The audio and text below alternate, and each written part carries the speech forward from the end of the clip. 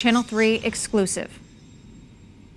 Kind of essentials that I use day to day is coming from the GI Bill benefits.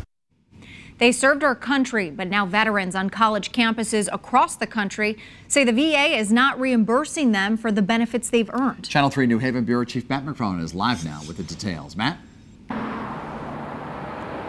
Well, Dennis and Aaron, the VA says the delay is the result of IT issues with their computer system. Now, they say they are addressing it. It will be fixed and that impacted veterans will be made whole. But students say it's frustrating because they depend on these GI Bill benefits to help with tuition, housing, and other expenses.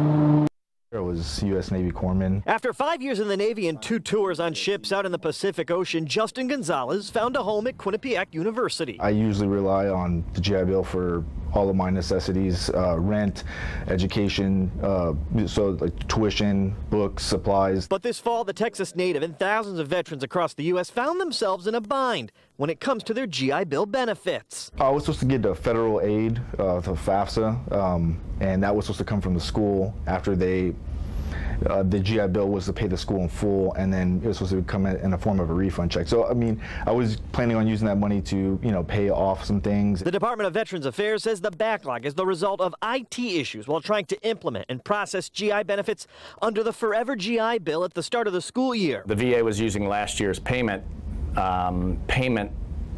rate while they worked on the current rate to implement that Forever GI Bill I spoke to. So there's a gap in tuition payment. And while they were doing that, it also slowed down the book stipend to the student and the housing allowance. Jason Burke, a former Navy pilot, is the Director of Military and Veterans Affairs at Quinnipiac, which has more than 200 veterans on campus. Our demographic's about 27 years old. They live in the community.